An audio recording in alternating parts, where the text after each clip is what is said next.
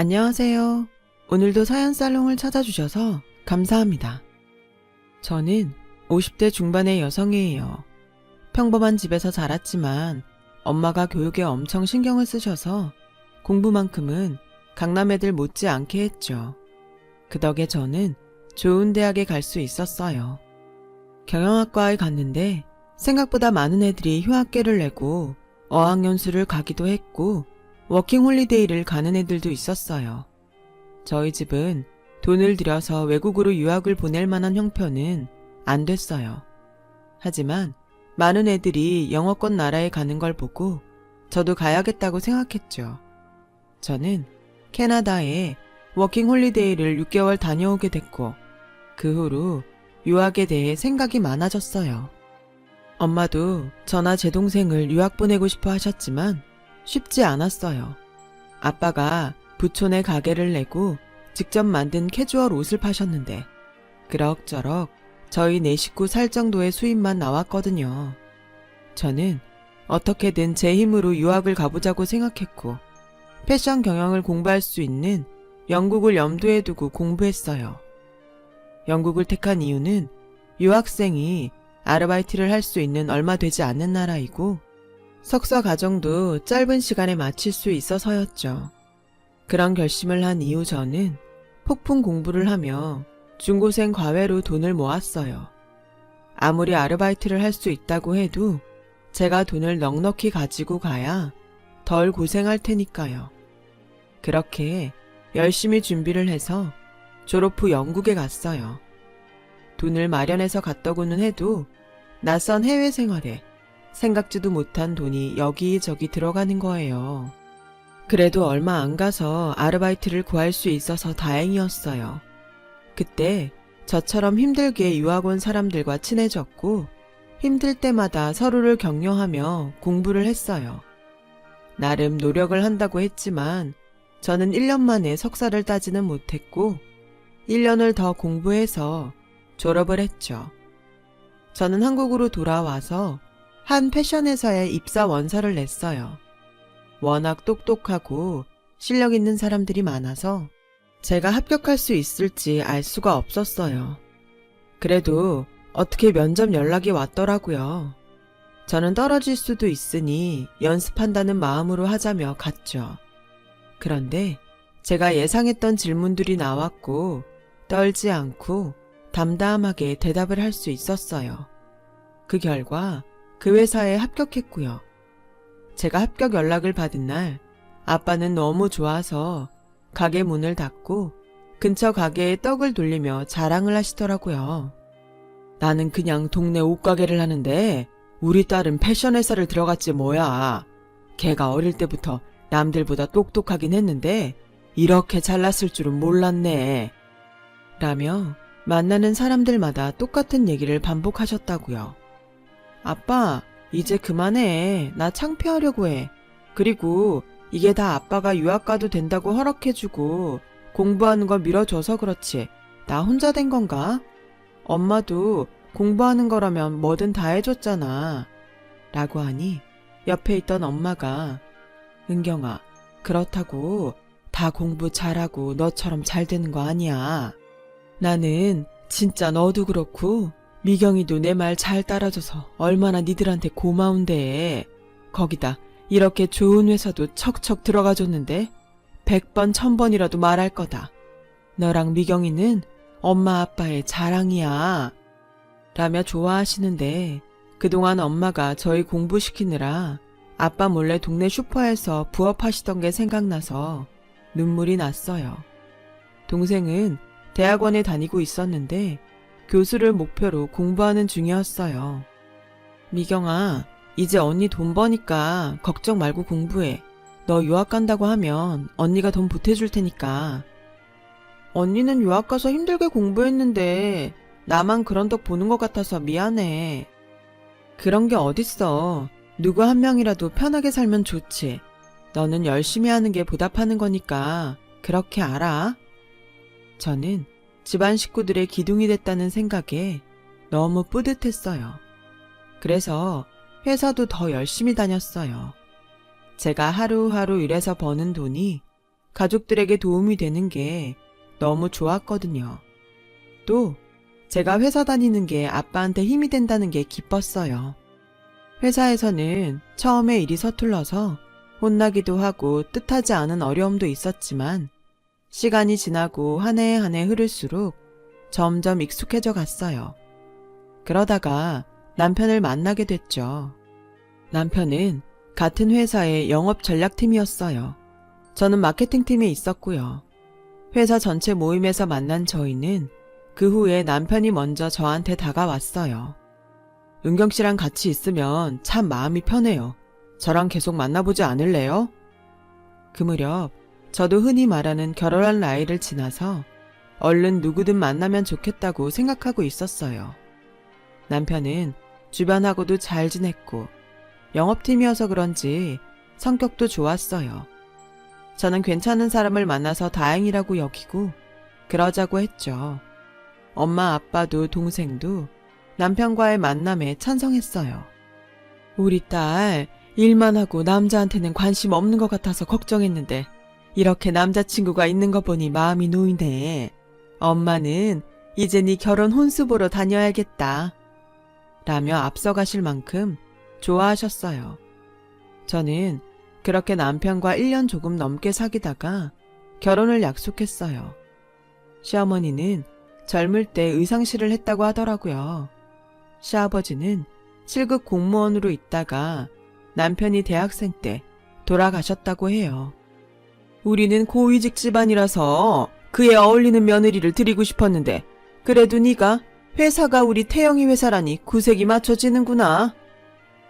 저와 남편이 다니는 회사가 마치 남편 회사인 것처럼 말하는 게 좀 이해가 안 됐지만 나이도 들고 아들 자랑을 하고 싶어서 그랬겠지 했어요. 저희 엄마 아빠도 제가 좋은 회사 다닌다고 사람들한테 자랑하시던 게 생각났거든요. 그리고 나도 예전에 디자인도 다 하고 옷 만들어봐서 알아. 이게 아무리 잘 만들고 선전을 해도 역시 말을 잘해서 사게 만들어야 되는 거야. 라며 결국 또 아들이 잘났다는 얘기를 하는데 좀 귀엽기까지 했어요. 남편이 죽고 나서 아들만 의지하고 살았으니 그럴만 하겠다 했죠. 그리고 그 옛날에 의상실을 해서 그런지 좀 화려한 걸 좋아하시더군요. 하지만 결혼식 날 그렇게까지 할 줄은 아무도 몰랐어요. 결혼식은 그래도 저와 남편이 주인공이잖아요. 안 그래도 많은 사람들 앞에 드레스를 입고 나가는 게 떨렸는데 아빠와 함께 식장 앞에 서 있다가 깜짝 놀랐어요. 저희 앞에 시어머니가 있더라고요. 엄마랑 같이 맞췄던 한복이 아니고 아주 고급스럽고 나비와 꽃이 화려하게 수놓인 한복에 밍크털을 두르고 머리에는 보석이 촘촘히 박힌 머리띠까지 하고 있었어요. 저와 아빠는 무슨 일인가 하고 어리둥절해 있었어요. 진행을 맡은 직원이 보다 못해서 시어머니 보고 비켜달라고 했죠. 남편도 어쩔 줄 몰라 하더라고요. 엄마, 여기 말고 저쪽으로 들어가야 돼. 여기는 나랑 은경이가 들어가는 데야. 라고 했지만 시어머니는 결국 문을 열고 버진로드를 먼저 걸어 들어갔어요. 그러면서 자기가 주인공인 것처럼 사람들한테 인사를 하더라고요. 남편은 얼굴이 벌개져서 아빠한테 죄송합니다, 장인어른. 어머니가 너무 긴장하셔서 착각을 하신 것 같아요. 미안해, 은경아. 괜찮네. 어르신이 그러실 수도 있지. 너무 미안해하지 말게나. 라며 아빠는 남편을 다독였어요. 저도 어이는 없었지만 잘못 알았으려니 했어요. 엄마도 동생도 기가 막혀 했지만 뭐라고 하진 않더군요.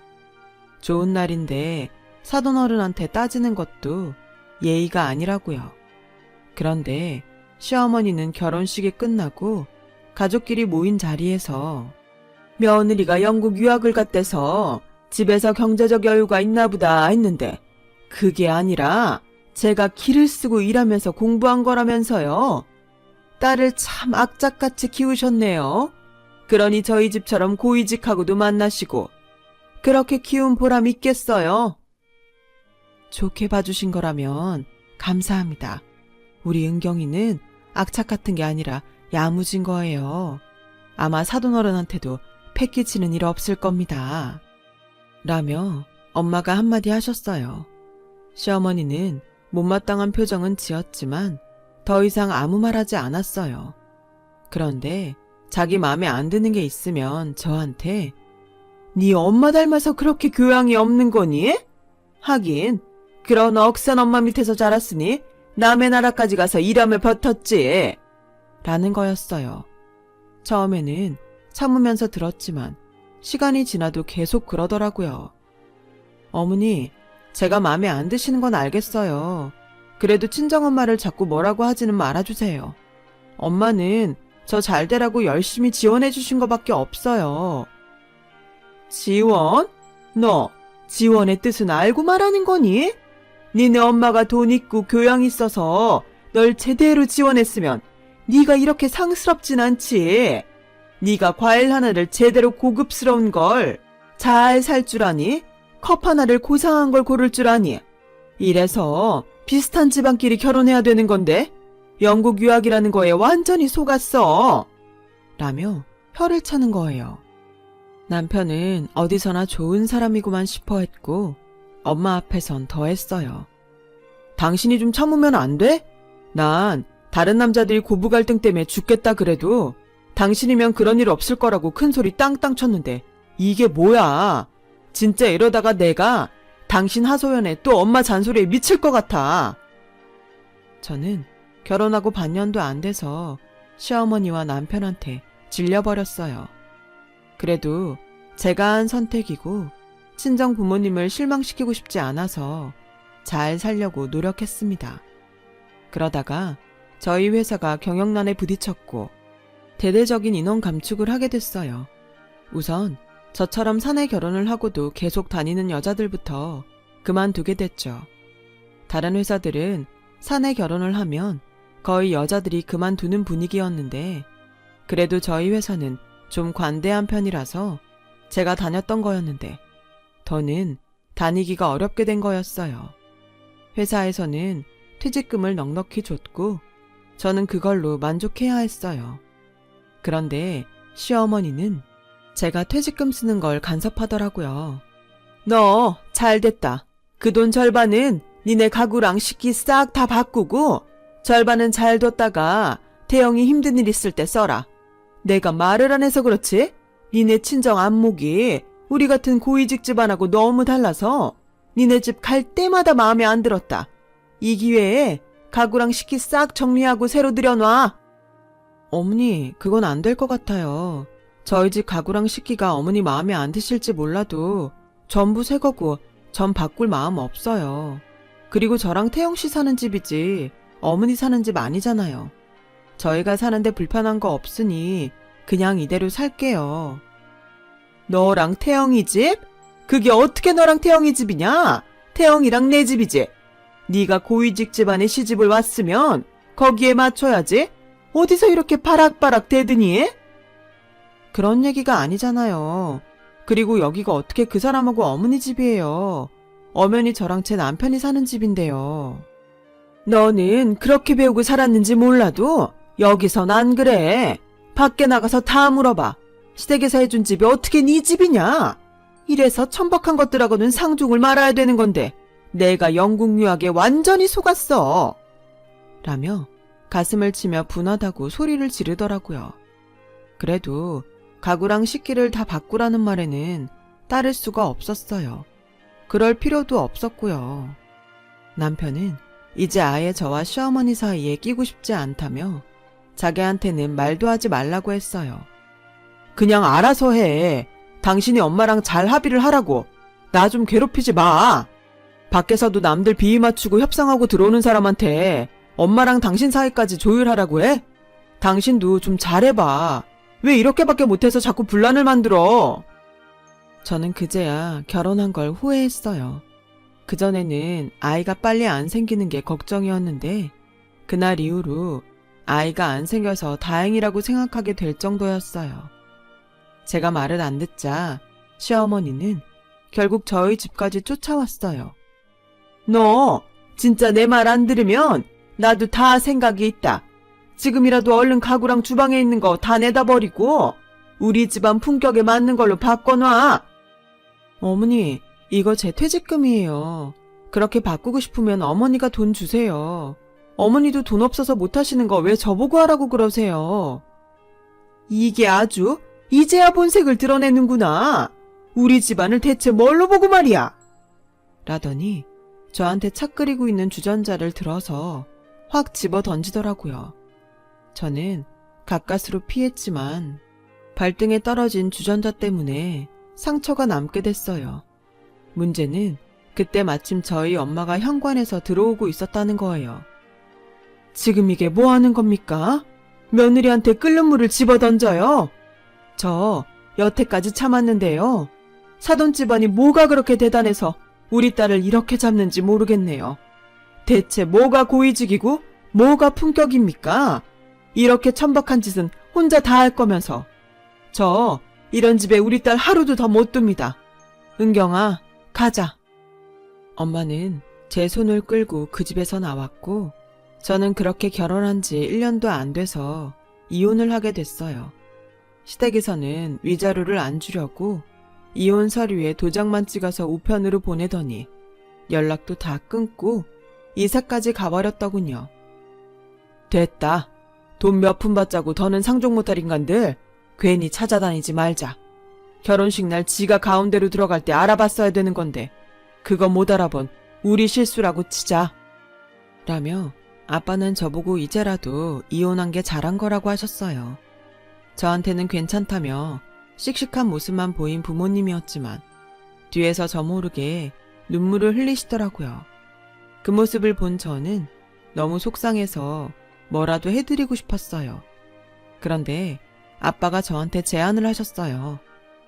은경아, 아빠가 다른 옷가게에서 우리가 파는 옷을 자기네도 팔게 해달라는 말을 들었는데 그거 아빠랑 해보지 않을래? 그도 그럴 게 아빠가 만드는 옷들이 잘 팔리는 편이었거든요. 아빠 옷가게는 다른 데에서 옷을 받아다 파는 게 아니라 거의 아빠가 만드는 옷을 팔았어요. 그러다가 다른 옷가게에서 제안을 받은 거였고요. 아빠는 변두리 작은 건물 지하에 세를 얻어서 직원 둘과 함께 옷을 만드셨어요. 그러다 보니 옷을 많이 만들어내는 건 어려웠죠. 저는 제 퇴직금을 털어서 옷공장을 할 장소를 구하고 직원들도 뽑았어요. 아빠가 디자인을 하고 패턴을 만들면 다른 직원들이 각자 맡은 자리에서 미싱을 돌리고 단추를 달고 마무리를 했어요. 엄마와 저는 마지막에 실밥을 제거하는 일을 했고요. 그러면서 어떤 옷들이 더 잘 팔릴지 잡지도 보고 사람들이 옷 입고 다니는 것을 보며 유행을 파악했어요. 또 어떻게 하면 더 사람들의 시선을 끌지 생각해서 옷가게 마네킹 위치도 바꾸고 다른 액세서리들도 배치했어요. 얼마 지나지 않아서 아빠 가게에는 전보다 더 많은 사람들이 오게 됐고 아빠한테 옷을 받아간 가게도 옷이 잘 팔려서 매출이 늘었다고 좋아했어요. 저희는 아예 브랜드를 만들기로 했어요. 인터넷 쇼핑몰도 만들어서 브랜드 이름을 그대로 붙였고요. 저희 옷을 떼어가려는 가게들도 점점 늘었어요. 아빠와 저는 그렇게 사업을 하는 재미에 푹 빠졌고 6년쯤 지나고 났더니 저희 쇼핑몰이 제법 규모가 있고 단골이 많은 가게가 됐더라고요. 저희는 공장이 있는 동네의 작은 건물 하나를 통째로 빌려서 사무실을 두고 매장까지 냈어요. 저희가 직접 운영하는 가게만 2개가 됐고 인터넷 쇼핑몰로도 계속 옷을 팔았죠. 소매 가게들과도 거래를 했고요. 그러는 중에 동생은 유학을 마치고 한국에 왔고 결혼을 하게 됐어요. 저희 식구는 제 결혼으로 생긴 상처 때문에 동생의 남자친구와 시댁을 굉장히 꼼꼼히 살폈죠. 다행히 동생 시댁은 다 좋은 사람들 같았어요. 그래도 저희는 자꾸 조심하게 되더라고요. 엄마는 일부러 혼수도 비싼 거 못한다며 동생 시댁을 떠보기도 했어요. 물론 저도 엄마가 좀 지나치다고는 생각했지만 저 때문에 받은 상처가 그렇게 크구나 싶어서 아무 말도 못하겠더라고요. 저는 따로 동생과 예비 매부를 만나서 좋은 데에서 옷을 맞춰줬어요. 언니, 일부러 이러지 않아도 되는데 우린 괜찮아. 아니야, 내가 해주고 싶어서 그래. 집에서 해주는 거랑 별도로 그냥 내 선물이니까 받아. 이렇게 신경 써주셔서 감사합니다. 처형이라고 해도 되죠? 물론이죠. 우리 미경이한테 잘해줘요. 난 그거면 돼요. 저는 두 사람을 데리고 명품 브랜드 샵에 가서 가방도 사줬어요. 두 사람이 가방을 들고 나란히 거울 앞에 서서 이리저리 보는데 바닥을 닦던 아줌마가 밀대 끝으로 동생 옆구리를 팍 찔렀어요. 모르고 한 거겠지만 동생이 아파하는데도 그냥 가버리는 걸 보니 기분이 상하더라고요. 저는 매장 매니저를 불러서 항의했어요. 매니저는 난처해하면서 사과를 했어요. 정말 죄송합니다, 고객님. 지금 청소 시간도 아닌데 저 청소 직원이 나이도 좀 있는 데다가 들어온 지 얼마 안 돼서 그런 것 같아요. 너그럽게 이해 부탁드려요. 라길래 서툴면 그럴 수도 있겠다 싶어서 그 정도로 넘어갔어요. 그런데 나가는 길에 그 청소 직원과 마주치게 됐고 저와 동생은 그 사람 얼굴을 제대로 보고는 깜짝 놀랐어요. 다름 아닌 시어머니였어요. 시어머니는 저와 제 동생을 훑어보더니 얼굴 근육에 경련이 난 것처럼 실룩거리더라고요. 니네가 어떻게 여길 왔냐? 어떻게 오긴요? 쇼핑하러 왔죠. 라고 차갑게 대답하고는 동생과 매부를 데리고 돌아와 버렸어요. 그 도도하고 대단하던 시어머니가 어떻게 거기서 청소를 하게 됐는지 몰라도 저희를 계속 무시하는 식으로 말하는 건 정말 참을 수 없었어요. 그런데 며칠 후 시어머니가 사무실로 저를 찾아왔어요. 어떻게 안 건지 몰라도 위자료 때문에 연락을 끊었던 사람치고 정말 뻔뻔하다는 생각만 들었어요. 시어머니는 전과는 다르게 아주 불쌍한 표정으로 예, 오랜만에 만나서 반갑다고 한다는 게 내가 그만 실수를 했다. 이해 좀 하고 넘어가죠. 여기는 어쩐 일이세요? 다시는 저 볼 일 없는 거 아니었어요? 그게 내가 좀 급해서 그러는데 돈 좀 빌려다오. 금방 쓰고 갚을게. 라는데 정말 기가 막혔어요. 저한테 뭐 맡겨놓은 것처럼 말씀하시네요. 저 그런 돈 없습니다. 돌아가세요. 라고 하자 시어머니는 제 손을 꼭 붙잡고 사정을 하더군요. 우리 태영이가 사업을 하다가 돈이 좀 모자라서 요새 많이 힘들어해. 너도 사업을 하니 그 심정 알 거 아니니? 없다고만 하지 말고 조금만 도와줘. 그걸 제가 왜 도와줘야 되죠? 저한테 위자료 주는 것도 싫어서 이사가고 연락도 끊었던 양반이 어렵다고 저를 찾아와서 돈을 빌려달라니요. 할머니 같으면 돈 빌려주고 싶겠어요? 할머니? 너 아무리 그래도 어떻게 그런 말을 하냐? 예전 일이라고 해도 내가 너 시어머니 아니었니? 꼭 이렇게까지 해야겠어? 그 예전 일 때문에 저희 가족 전부 아무도 못 믿고 살아요. 겉으로 아무리 좋은 사람 같아 보여도 의심한다고요. 댁들 때문에요. 그런데 제 입에서 좋은 말이 나가겠어요? 무슨 일인지 몰라도 댁들 일은 댁들이 알아서 해결하세요. 여기요. 경비원 아저씨 좀 불러주세요. 이 할머니 내보내고 다시 못 들어오게 하라고 해주세요. 라고 하자 시어머니는 싹싹 비는 신용을 하며 내가 미안하다. 잘못했어. 그러지 말고 어떻게 주면 안 되겠니? 내가 오죽하면 이러겠니? 그러게 좀 잘 살지 그러셨어요. 무슨 일인지 전 알고 싶지도 않으니까 다신 찾아오지 마세요. 라며 겨우 돌려보냈어요. 그리고 며칠이 지나자 이번에는 전 남편이 찾아왔어요. 당신 잘 살고 있었구나. 엄마한테 얘기 들었어. 우리 엄마 때문에 속상했던 거 아는데 그래도 피차 마찬가지였잖아. 엄마도 당신 때문에 속상했으니까 이제 그만 풀어. 입은 삐뚤어져도 말은 바로 하라고 했다고. 그쪽 엄마는 나 때문에 속상한 게 아니라 나를 무시하고 함부로 대한 거였지. 내 발등에는 아직도 그때 화상 자국이 있는데 이제 와서 은근슬쩍 서로 잘못했다는 식으로 넘어가려고 그래? 그런 말 하려고 날 찾은 거야? 돌아가! 라고 하자 전 남편은 비굴하게 고개를 숙이며 그러지 말고 좀 봐주라. 우리 며칠만 급한 불 끄게 돈 좀 융통해줘. 당신 그럴 여유 있잖아. 응? 라는데 밖에서 그 얘기를 듣던 아버지가 들어오셨어요. 시끄러우니까 당장 나가. 여기가 어디라고 와서 이 행패야? 돈을 우리 은경이한테 맡겨놨어. 아버님, 제가 정말 잘못했습니다. 다 제가 못나서 생긴 일입니다. 용서하시고 저 한 번만 살려주십시오. 자, 내가 못난 거 맞아. 그러니까 더는 내 딸 괴롭히지 말고 다시는 나타나지 말게. 안 그러면 경찰에 신고할 거니까 그렇게 알아. 그 말에 전 남편은 더 이상 말을 못하고 돌아갔어요. 전 남편은 저와 이혼하고서 얼마 안 있어 시어머니가 소개한 여자와 결혼을 했고 그 여자가 사업을 하자고 꼬셔서 회사를 관뒀다고 해요. 그런데 그 사업이 어느 정도 자리가 잡히자 회사 돈을 다 들고 외국으로 도망갔다는 거였어요. 전 남편과 시어머니는 당장의 부도를 막으려고 집까지 팔았는데도 빚더미에 앉았다 그러더라고요.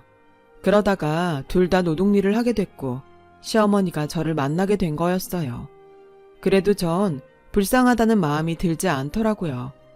자기네가 고위직 집안이라며 저와 친정을 무시하던 걸 생각하면 여전히 열불이 터졌죠. 그렇게 남을 무시하고 함부로 대하니 자기들도 그렇게 당하는 거 아니겠어요? 다 자기가 한 대로 돌려받는 거죠. 그 뒤로 전 남편과 시어머니 소식은 영영 끊어졌어요. 저는 결혼에 너무 질려서 지금까지 혼자 살고 있어요. 하지만 부모님도 계시고 동생네 부부와 예쁜 조카도 있어서 외롭지 않게 지내고 있죠. 이렇게 사는 것도 나쁘지 않은 것 같습니다. 긴 얘기 들어주신 분들 다들 건강하시고 좋은 일만 가득하길 빌게요. 모두 행복한 하루 되세요. 감사합니다. 여러분, 사연 댓글에 응원과 현명한 조언 부탁드려요. 좋아요와 구독은 저에게 큰 힘이 됩니다. 오늘도 좋은 일 가득하세요.